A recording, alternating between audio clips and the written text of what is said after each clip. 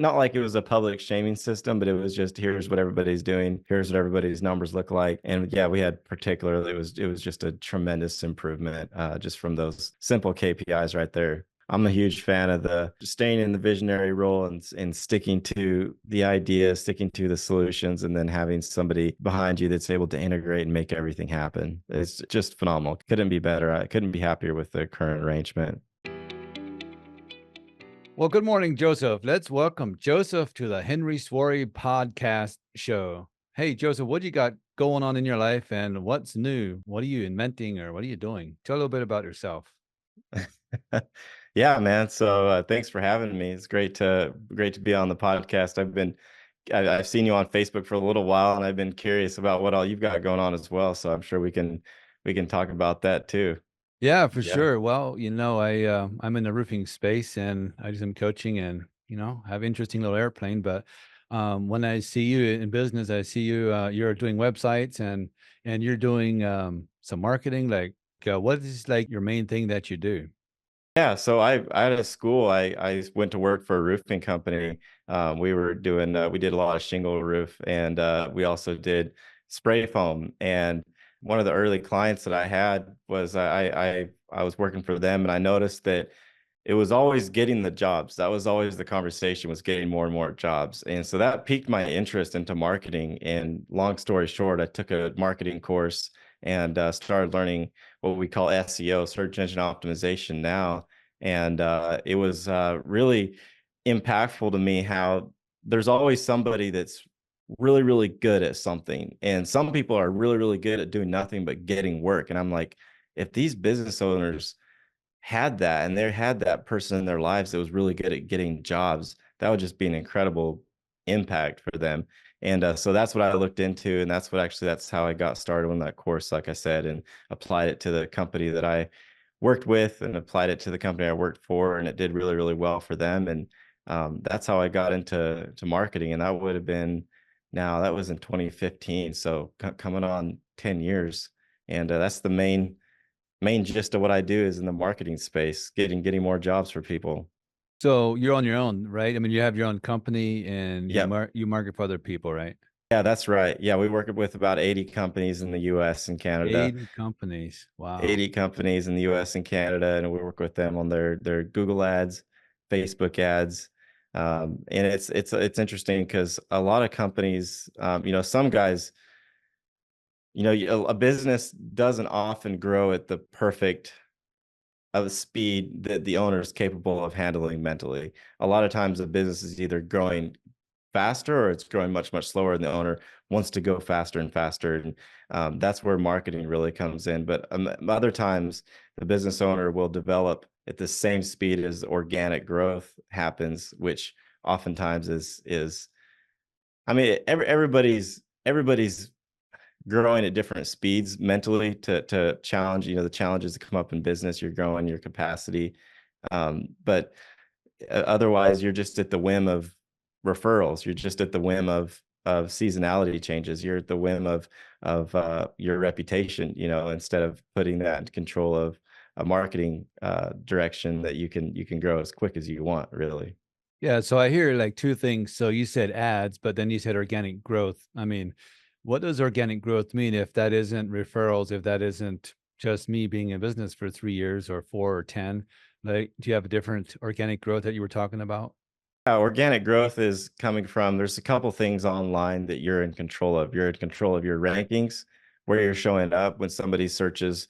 For example, owning a spray foam business, for me, I'm always looking for showing up as a spray foam contractor. So when someone searches spray foam installation Greenville, I want to make sure that we're ranking number one for that search, or if not number one in the top three. The other one that we have control over is reviews. So we have control over how many reviews that we have. We have control over how many reviews that people see. And those are two things that are huge drivers in action. Those are huge drivers to business, so that people can, like I said, when they make the search, they can make that judgment call on, hey, should I actually work with this person based on the reviews? So you can be ranking number one, but if your reviews aren't that great, you're not going to really get any traction that way either. Right. Okay. Now, the other thing that I was just kind of thinking as you're talking, so we're organic growth, which I came to the thought of business owners like as a business owner, like, so my company can grow organically or I can market it. But let's say whatever I'm doing, it's the need for what I'm doing is amazing and it's just taking Hmm. off like crazy. Can it outgrow the company so that, and people call it growing pains. I guess what I'm leading to is like, maybe can we outgrow the speed of the growth of the leader, the growth of the team? Maybe you don't have the right people in your company. Like, can a company grow too fast? Can you speak into that? Like, what does that Oh look like? man, I've seen that firsthand multiple occasions where the company is outgrowing, and many times from my perspective, it is who they did put it that the owner did put the one or two people in place that are right. And they're really feeling that growth, but the emotional maturity of the owner is lagging behind the growth of the business. And that's a predicament that leads to, usually the symptoms of that are really poor quality of work. That's usually what it comes down to, it seems like. um, but I've seen that multiple times where the business is growing much faster than the business owner. Have you seen that as well? Yeah, I think so. And I was thinking, how about the character? Because you know what happens when a young person gets a lot of money, they tend to spend it right away. You want that first truck, that first car, and they get emotional about. Here's what I've seen in a business, other companies, entrepreneurs, they want that nice truck, and it's, they can't have that image of driving around with a regular truck. So they want a jacked up Hmm. truck, and they want big wide tires. Then they show up to the homeowner that way, and it really doesn't impress the homeowners, does it? Not really, not really. Yeah, it doesn't. It Right. feels good in the moment, but until you get really good, I had to get really good at reading cash flow statements because I learned very quickly that yeah, you want to spend you've got the money come in and you want to spend oftentimes the initial hump of, hey, we've got some money coming in now, we can look good. But a lot of times the cash flow statement doesn't support that. And so you get into a situation where once again your financial acuity is immature and you've got a business that's outgrowing your financial acuity. That reminds me of something. I think the financial acuity that you're talking about is probably one of the most challenging thing an entrepreneur has to face, because usually the entrepreneur going into business, he's good at that one thing, and it could be marketing, but typically it's Hmm. good in whatever he's doing, getting the job done, but he's not good in hiring, Hmm. retaining, rewarding, firing. He's not good in the financials or marketing, typically not good in marketing, and sometimes a little bit, but knowing the financial statement is huge. Now, how do you teach someone to read a financial statement, and what's one thing they should look for in the very beginning? Let's say someone today who's watching this and they're like, man, but I've been in business for a couple of years, let's say, and I'm just struggling financially. How does understanding a financial statement even help me? Man, that's a great question. I came across a book called Profit First. I don't know if you're familiar with that or not, but it's a book No. that it's by Mike Michalowicz, and it oftentimes is when I was getting into an issue is when I was felt like I was making more and more money, and yet I was taking home lifestyle creep, was spending, like you said, you just spending money on the vehicles. And it was very quickly evident to me that even though I was making more and more money, it was the spending was creeping up with it. And I found out that there's a way to force yourself. It's kind of like the analogy of a small plate. So if you have a small plate, you can only load so much food onto it. And it's like making your bank account the same way, making your bank account so that every dollar comes in, you know that 40% of it's going into overhead, 40% of it is going into maybe day-to-day operations, cost of goods sold, and then you have another 20% that you're supposed to be taking for your own pay and your own profits. And that's the profit first model that I adopted. Was it really just taking that principle right there of almost like an envelope system. It's if you're putting everything into one bucket or one envelope, you're just going to be dipping into it, and it just looks like there's a lot there, but there's really not. And so you got to space that out. You got to space that out into individual envelopes. And that was my first early adoption into learning how to read a financial statement, was just seeing that the dashboard right there of having the different bank accounts that we'd separate each dollar into. So we have $1,000 come in, 400 go here, 400 go there, 200 go here, 200 go there, and it would put a really good uh, damper on any rampant spending in the beginning. Right. So it sounds like budgeting almost. I mean, a lot of entrepreneurs also, people have a hard time with a budget and setting up a budget. I mean, how's that been for Mhm. you? I mean, it probably has been easy for you. You're probably more financial literate than some, or what? It has not been easy. Yeah, that's a good way of putting it. It's a forced budgeting. It's a forced budgeting way of a system of doing it. Because budgeting is oftentimes you're looking back. With the method that I adopted is looking it's looking forward. So we're actually forcing like, hey, we can't spend any more money out of the OpEx, the operating expense account, because there's no money left. Like there's no money. It's budgeting. Many times you're looking back at the last 30 days, you're looking back at the last quarter. And so I had to get, I still wouldn't say I'm really good at budgeting. It's really tough. Even personally, I use a budget, and just setting up those reminders in my calendar to go through.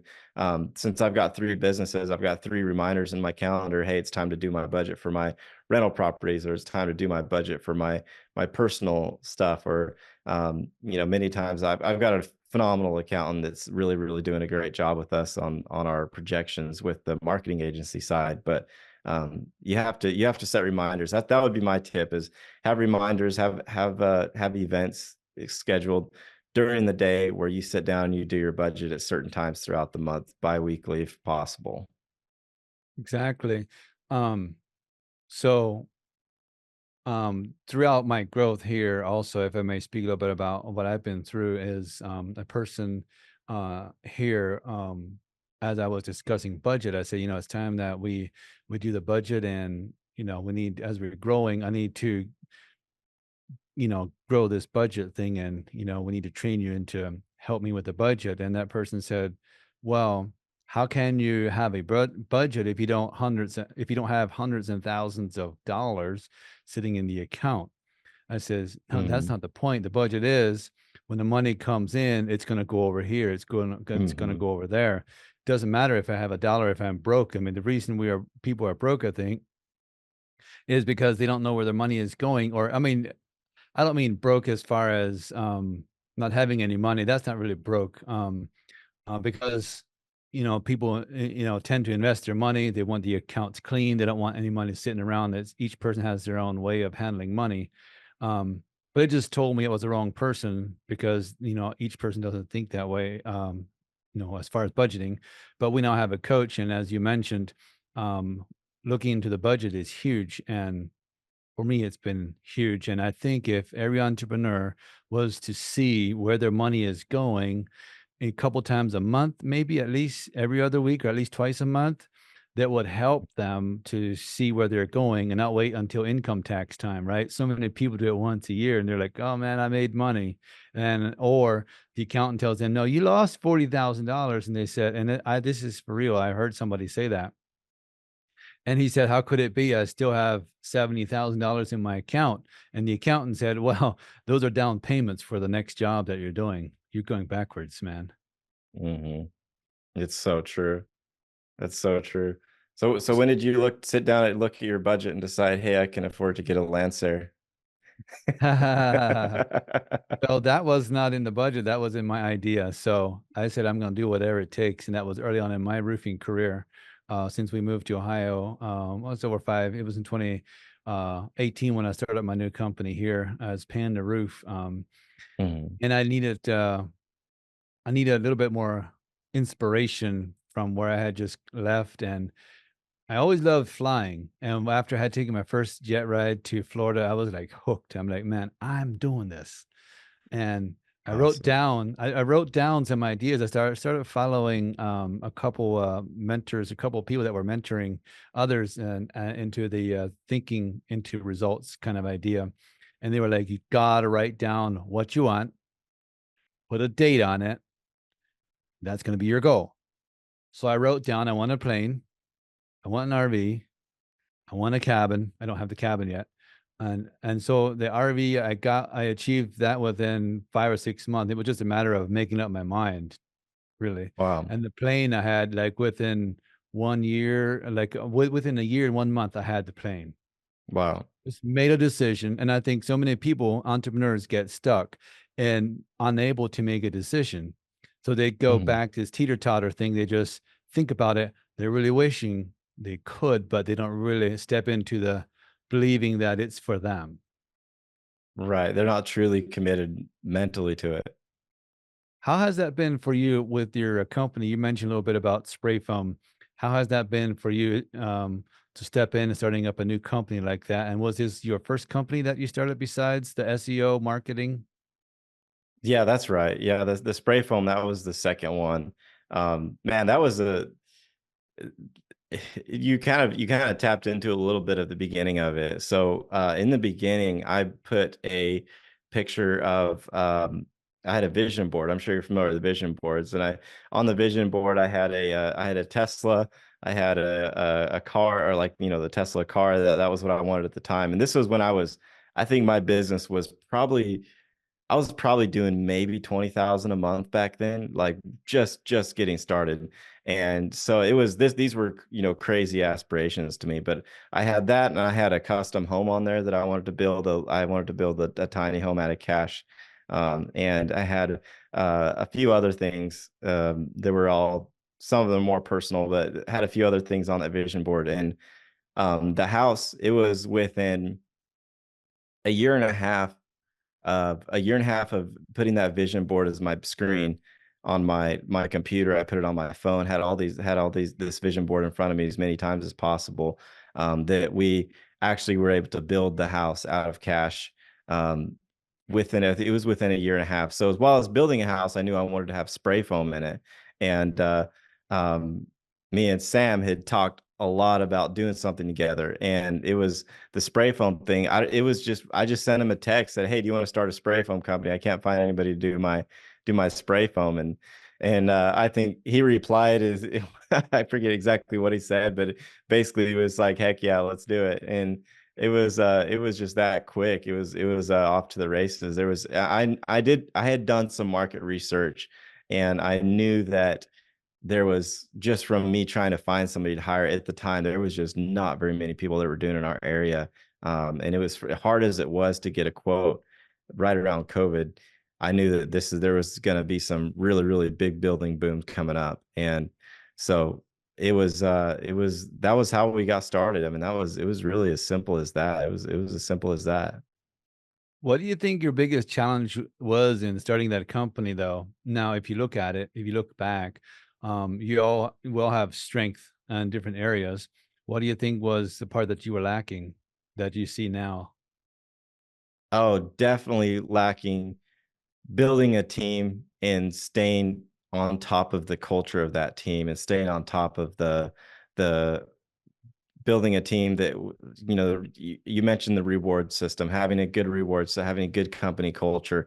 That was something that was a challenge to me because I had team members at that time, but we were all remote and we would meet at different times during the week. I had never managed a team that we could go meet in person, we could go play golf, we could go to Top Golf, or we could meet for lunch on Fridays. That was all new to me. And so having a good organizational structure was a challenge for me, for sure, for sure. How's that been for you? Yeah, no, it has been a challenge, and it just we we grow through it as we come to it, and some people they want to come to it before they grow to it. All right. It's just like saying, well, you know what? In 2 years, I will need this pickup. I will need a 1 ton. So why would I buy a half ton now? And I hear Mhm, people say, well, you know what? When my children grow up and they have to go to this church or whatever, I will feel whatever. And yet they don't have any children yet. So maybe that's a step too far. Right. And so I think where people lack is they don't take the first step. And so they procrastinate. So what you did, you took a step and then you could adapt, right, as you moved forward. And so hiring employees is just something that it's been one of the biggest struggles for all entrepreneurs, I believe. And until they get that figured out, they're unable to grow their company. Delegation is huge, right? You got to be able to Hmm. delegate. And one of the things I found out was writing up a standard operating procedure called SOPs. Yep. How Yep. has that been for you? Like writing down the standards, like this is what I want to see. Yeah. It's that was something I got into really early on just because work with remote employees, Okay. we weren't able to train in person. So I was writing SOPs from almost day one. I remember once I figured out what an SOP was, I was blown away. I was like, man, this is the greatest thing. Why, well, how come nobody did this when I started on the roofing crew or when I started doing when I was doing how come, we didn't have SOPs for that? That would have been so much easier for training. And so I've got, oh boy, hundreds of SOPs, and we've got a playbook that has I followed the are you familiar with the book Traction? I It's am. Yeah. Love that yeah. book. But Oh Wickham? man. Yeah. Yeah, Gino Everybody, Wickham. we should almost hide that book, but no, everybody should read it. Every entrepreneur needs to read that book. Oh man, that was one of the greatest, but I think it's second only to the E-Myth Revisited. That was one of the really, really good ones that I read as well. But Traction, I went through and followed every step in the process. We went through, we built our playbook, we put our core values in there, mission statement, got all that figured out for the company. And my marketing agency, it did really, really well for us, did really, really well for us. And we still use it to this day. We don't have the level 10 meetings. I want to make sure that we do have that, but it's, it's sticking to those things, being consistent with it, and being um, determined to make it happen. That's really been it's really that's really the challenge, I think, for every company in building that infrastructure in your company. It's tough. It's not easy. It takes a lot of dedication.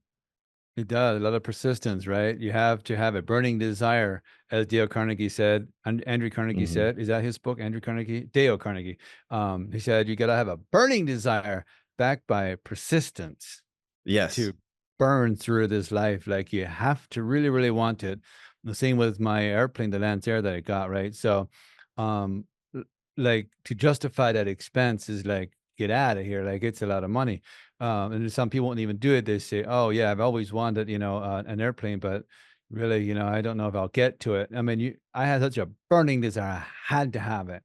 And there were Yeah. times I wanted to quit. And I think it's the same way in business. Like you feel like quitting at time because it's so frustrating, or it can be. But usually the frustration happens when you continuously do the same things over and over again and you don't seem to get out of it. I think that can be Hmm. frustrating. So I think until a person is able to sit down and reflect, and I think that's why people need a coach, because we all go so far in life and we are all blinded by our own success. We can't see the opportunities sometimes.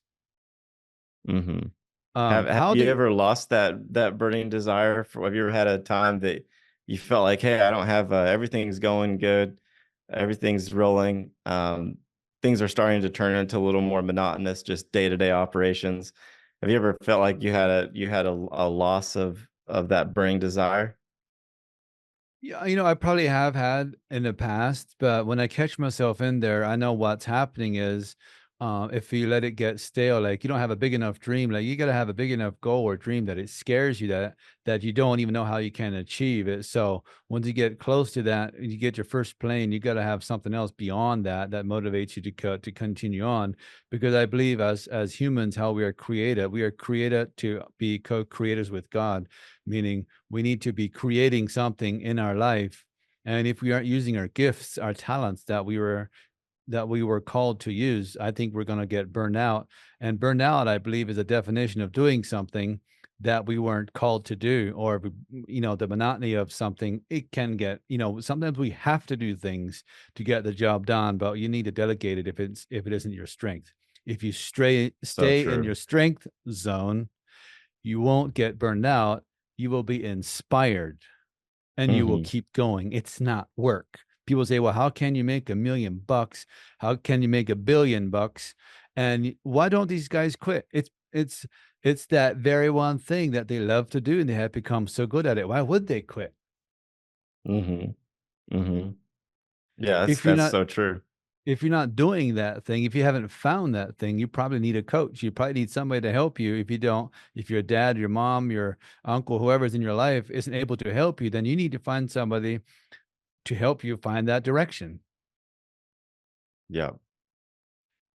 Going back to the SOPs, if you would, for a minute. Um, now that you said you have been doing that, so my question is, how have you wrote out the KPIs and the metrics for those SOPs? If you know what I mean. Mhm.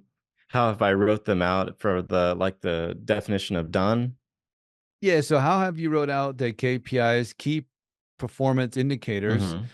the Mhm. metrics, like the three things that are most important in that in that position? Let's say for call taking, like answer the call within the 5 minutes that something comes in from the Mhm. online form. How are you going to track this, and how are you going to measure that?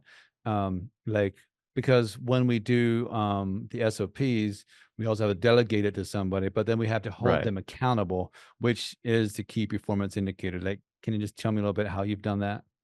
Yeah, yeah, that's something that I know there's always improvement in, and we have so I'm just thinking of the SOP right now for answering calls, and that is, there's parameters of how soon, what to say, who to delegate to in those in that SOP, and then we were having weekly meetings actually of the KPIs, but we lagged off for a couple months, and so we're going to get back on, but um, getting back on with that and having those KPIs in the meetings are super helpful to review, and it keeps you accountable, big time when for sure when the rest of the team can see them.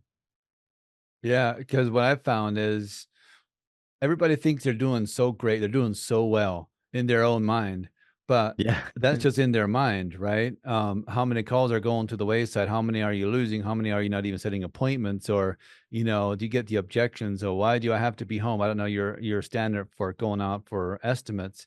Um, but if you don't measure that, you can't show them how good they're actually doing. And quite often, Exactly. salespeople think they're doing much better than they actually are.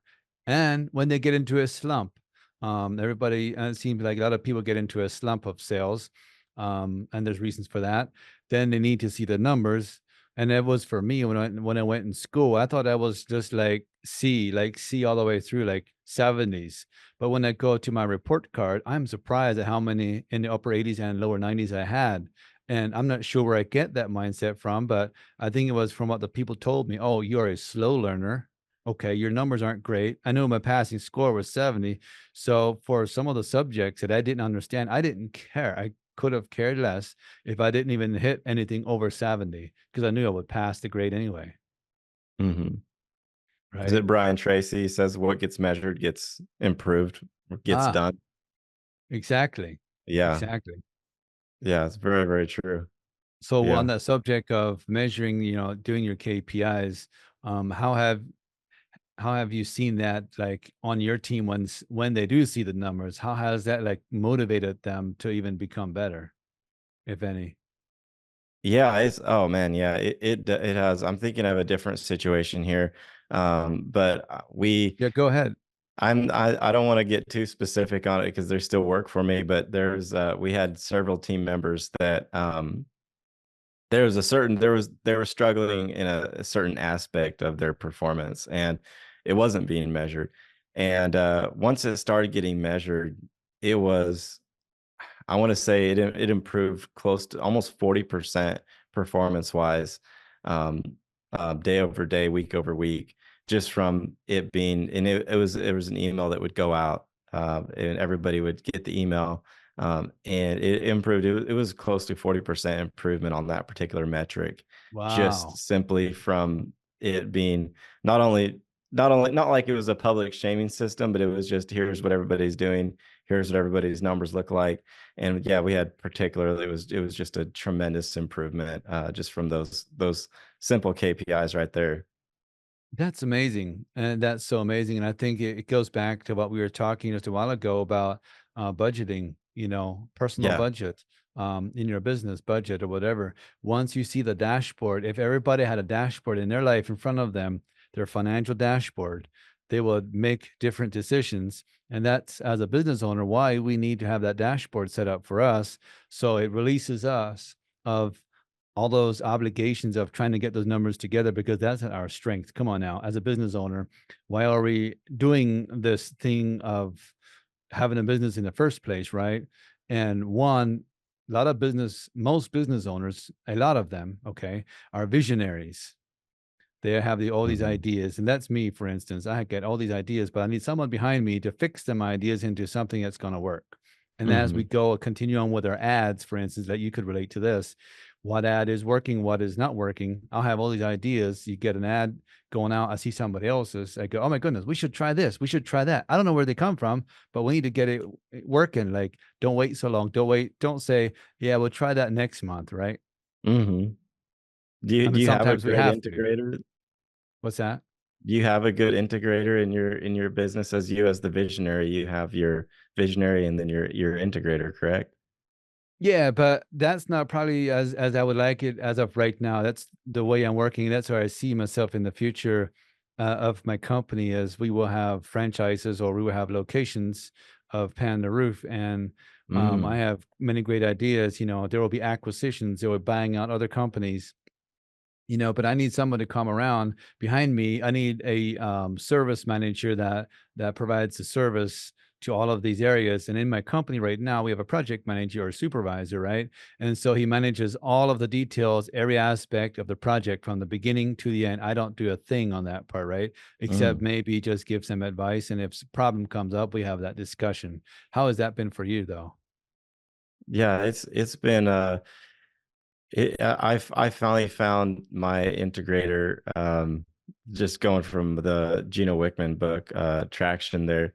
Um, have after about a year ago, actually, it would have been a year ago, exactly last July, she came in and she came into my company as an equity partner, and it's been we've over doubled in size since I had the right person coming behind me and sorting things out and sorting the operations out and getting a lot of that off my plate has been phenomenal. We've grown just tremendously. So I'm a huge fan of the visionary, staying in the visionary role and sticking to the idea, sticking to the solutions, and then having somebody behind you that's able to integrate and make everything happen. It's just phenomenal. Couldn't be better. I couldn't be happier with the current arrangement.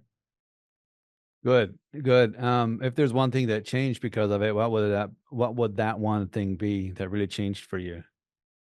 The biggest thing was having somebody else that dealt with the things that I didn't like to do. I think you mentioned that earlier. You're supposed to stick in your area of your zone of genius. You're supposed to stick to the areas that you're gifted in. And there was a lot of things that I was doing that I was working on that weren't in my zone of genius. And it was in areas that were more of customer, not customer relations. I love the customer relations side, but it was more of the operations, what I meant to say, operations side, operations that were the day-to-day operations that really drug me down. Those things get her fired up and she really enjoys it. Right. And I don't know if you've heard of this, breaking down a company in like four departments, which I always like to go over. And one is marketing, right? And Hmm. then as sales, then we have service, and then we have financial. And so if you see your company like that, you can quickly analyze each department, Mm. which is doing well or which is lagging behind, because a lot of companies are not that good in marketing. But if you can market, but you can't sell, then what good is your marketing? But if you can Right. sell, but you can't provide the service, you can't deliver the goods, then wow, then you had better look at that department, right? And then the last one, of course, is the financial aspect of the company. Do they have that much, so much debt that they can't grow? Or are they, for instance, growing like for us roofing companies, if you take on insurance projects, they lag in paying you 2 to 3 weeks out, unlike, you know, the customers that pay us when we're done. We can have hundreds of thousands of dollars uncollected because it just takes so much time, and that has a financial stress in the company, right?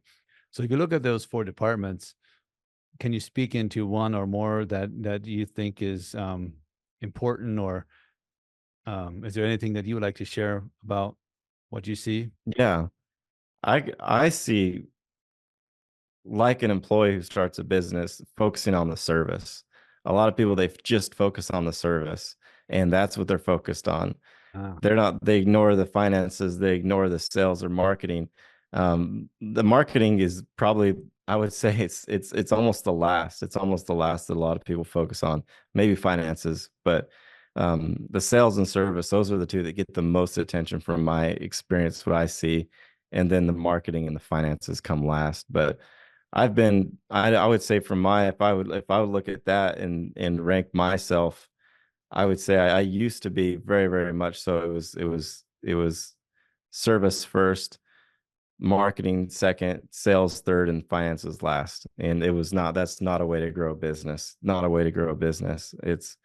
Um yeah, it's been a journey, but I can say now finances are easily my number one right now.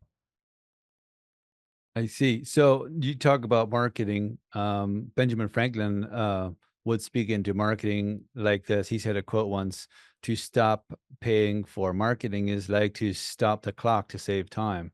He said it this way: "To stop paying for marketing is like stopping the clock to save time." How much should one person like invest in marketing, and how do I know I'm going to get that money back? I mean, I'm a small company. Let's say I'm 500,000 or 800,000. I want to grow my company, and I mean, Hmm. how much money do I spend? I mean, can I have a calculation? Can you give me an idea? Do you have an idea?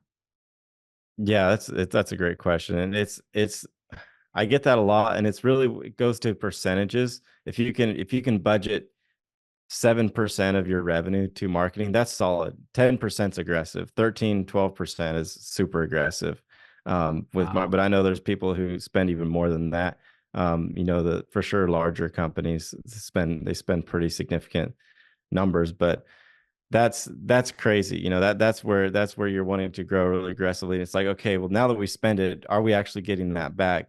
Um, my my thing is, for sure, the home service companies, guys, they think marketing is printing money. Like, they think like, oh, I just need to be marketing more, and I can be printing more money. I can be getting more work, and they think they can just give this to hire a marketing agency, and they're going to print money for them. And it's not like that. It's not like that at all. There's so many.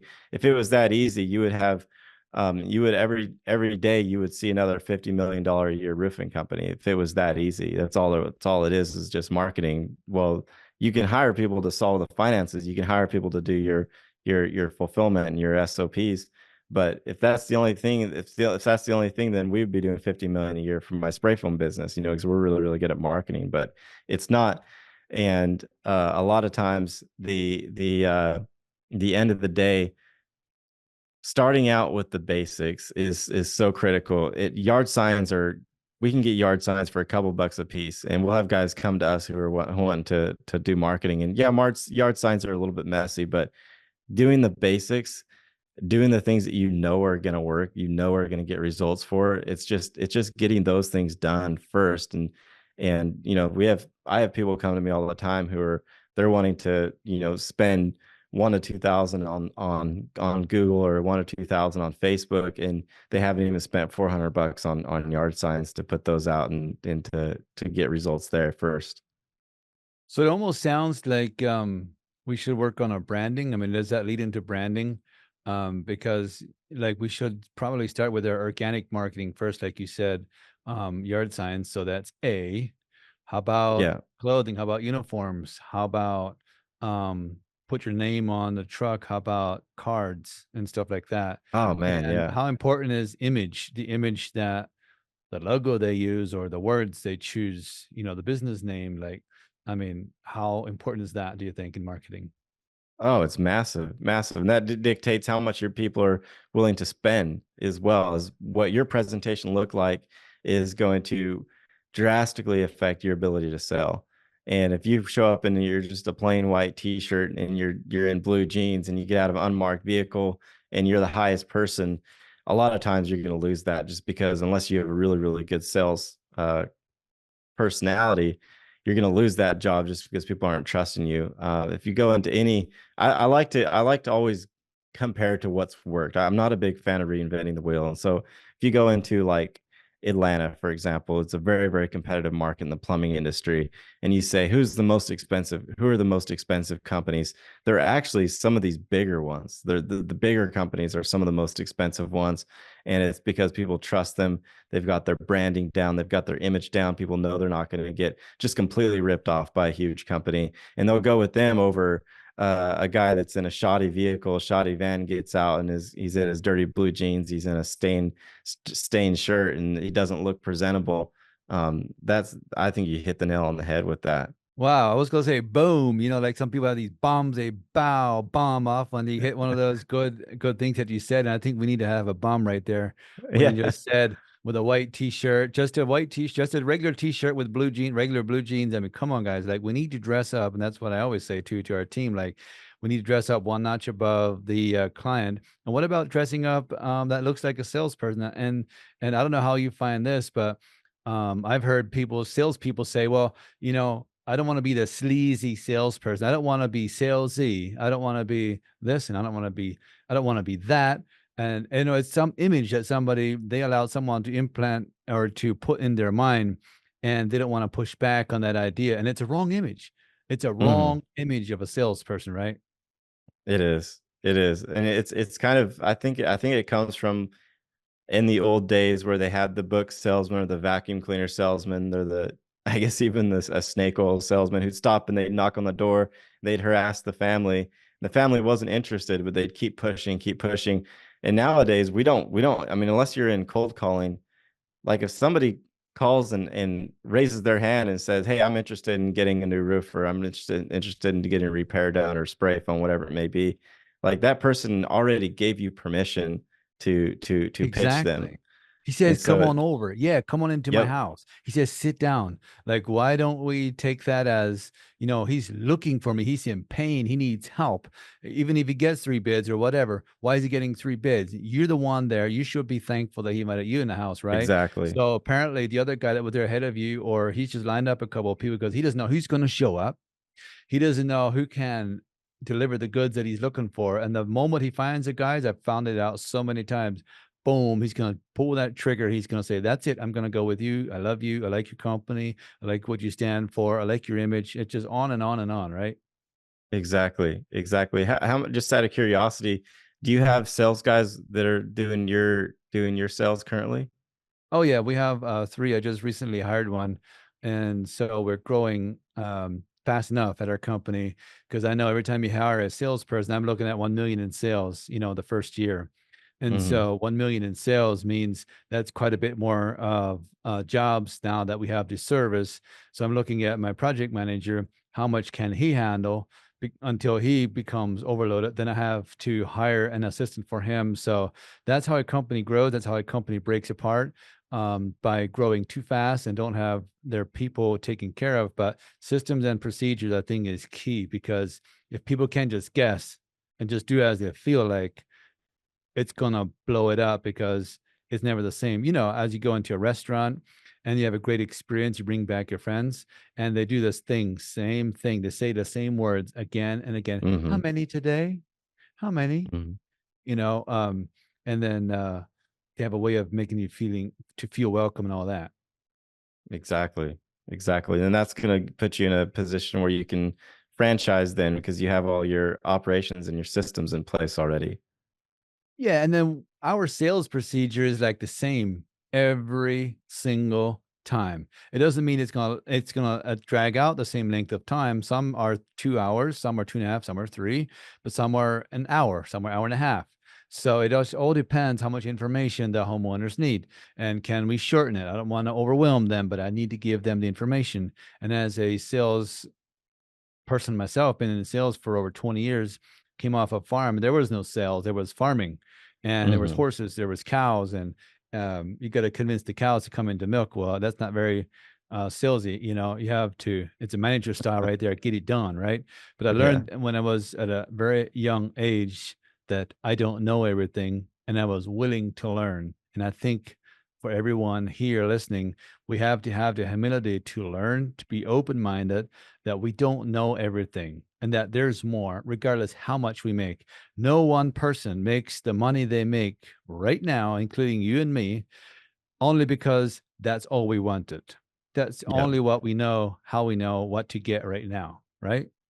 That's so that's true. And it reminds me of a mental exercise that I did one time. It was completely unprompted. I was actually in Sunday school, and I remember sitting there and just looking at the group of men that were all around us, and all of a sudden realized that everybody in that room at that time was self-employed, just happened to be self-employed. And if you're self-employed, you can make as much money as you want. There's nobody stopping you. There's nobody stopping you. You can grow as big as you want. But this might have been a little bit presumptuous of me, but I kind of could have guessed that everybody, each individual, would have probably averaged maybe between 80 and 150,000 a year, take home. And I was like, wait a minute. Everybody in here is averaging probably about 80 to 150. That means if I added everybody up in here, we're over $2 million right now. Oh, that's crazy. I'm like, everybody sitting in here happens to fall between 80 and 150,000 a month or a year, and yet everybody consolidated effort is over 2 million in this room. So what is stopping one person from taking home 2 million? It's just simply doing the work, doing the accomplishments, or putting the systems in place that everybody in here is doing at the same time. I don't know if that makes sense, but it was when I realized that, I was just, all of a sudden it was just like, it felt like it became simple suddenly in my mind, of like, it's simply output is all it is. It's just simply output. There's no trap, or there's just these imaginary ceilings that we all have in our heads when we first start out, that, hey, we have to be taking home between 80 and 150,000 a year. That's what I was just presuming. But that was just kind of a funny mental exercise that I did when I was bored in Sunday school one time, and it really opened my eyes to possibility. Yeah, I think we're all limited to our own imagination, as one guy said, and comprehension.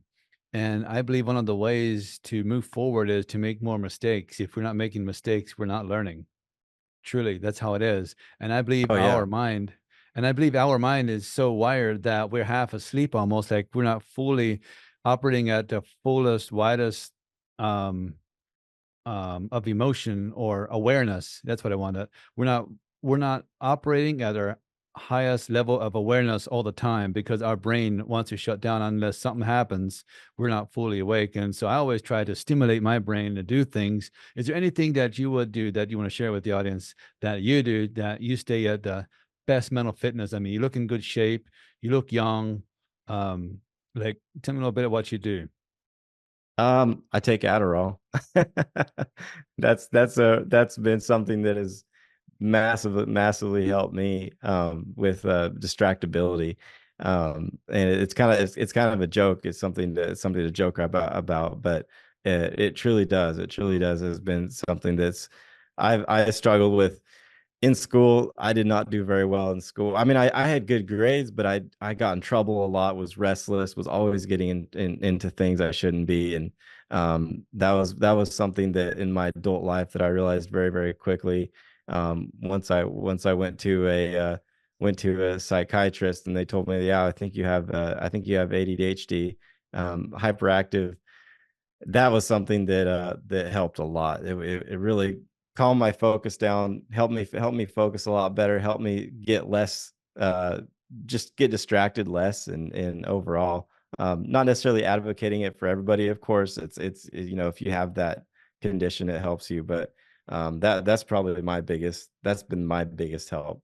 Genuinely speaking, I like to talk about it just because it's something that it's what is it? There's stigma around it. There's stigma around mental health. There's for sure for Uh-huh. business owners. And I always say that besides marriage, being a business owner is the most mentally, challenge. You got to be on your feet. It's a mentally challenging endeavor, and you've got a lot of emotional challenges in that too.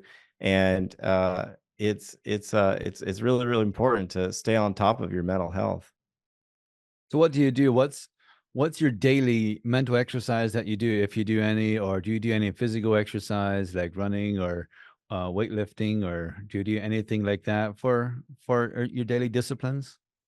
Yeah, I actually do. So it's kind of funny. So I attempted working out multiple occasions where I'd try to work out, and I don't need to lose any more weight for sure. I did lose a lot of weight, like 20, 30 pounds, but I don't need to lose any more than that. But what I did is I set up a routine where I'm actually playing pickleball, play pickleball multiple times a week now. And so every day I'm doing something. I mean, if I'm not going to the gym, I'm playing pickleball, and it's that's something that's been really, really fun. I'll stay consistent with that. I do drink a ton of water. You'll see me drinking multiple times throughout the podcast. I put in some Crystal Light in this one, but drink a ton of water, stay focused that way. Getting up early, you get up early, all the things, all the usual suspects that have really, really helped me. Yeah. So I want to respect your time here, Joseph. It's been an honor and a pleasure to be with you and to listen to your story and your tidbits of wisdom and gold nuggets that you've learned along the way of life and business. And if there's one thing that you like to share with everyone here, what's that one thing you like to share? Some gold nugget or like something that you would just like get the word out? What would that be? Man, it's look at your if you're a business owner, look at your numbers, know how much it costs you to acquire a customer, and know how much that customer is worth. Those are 3 things that have been incredibly life-changing for me because, like you said, you wanted to have a plane. You can have all these goals, and there's just so many business owners that I see that are just on a treadmill every month. Same money comes in, same money goes out, and without actually knowing your numbers, and like you covered on the KPIs, without knowing your KPIs, and not knowing your finances and how much it costs to acquire that customer and what that customer is worth, you can just be on a treadmill forever, and that's what nobody wants that, and I hate to see that because I can even think of from a super young age growing up, seeing people who are self-employed and have their own businesses, and they were just on this relentless treadmill, and it was like, man, it was painful to see as a kid, and even now I still see that, and I just hate that. I want nobody to experience that. And how can you help others? You had mentioned that you do some SEO work and some other work for ads and all that. What is your services that you would offer to our listeners today? Yeah, absolutely. So we do SEO, search engine optimization. This is coming from, somebody that worked in the field, somebody that owns a business today. So I understand the ins and outs of it. A really common scenario is people hire SEO and then they go 6 months and they're like, "What happened?" They're like, "Is anything going on? I don't notice any change." And that's where you got to stay on top of your numbers and you got to have that SEO company accountable. And so I think working with us, that's the difference is that you're working with a company that's keeping themselves accountable and really brings actual results. I mean, there's really, yeah, I can't speak to enough of the importance of knowing what it costs to get a customer. And if you're doing SEO, it's even more important. You got to know where those customers came from. You got to know which customers came from that SEO campaign. If you don't, you're in a position of you're just throwing money down the drain. Yeah, I love it. Love it. Thank you very much. And where can people find you at? They can find me josephgonzales.co. Josephgonzales.co is my website, or you can just friend me on Facebook as well, Joseph Gonzales, and I'd be happy to chat. All right, very good. Well, it's been a pleasure, Joseph, and it's been an honor. And I wish you the best. And I hope to talk again sometime on a podcast. And until next time, y'all have a good one. And thanks for watching. Have a blessed day.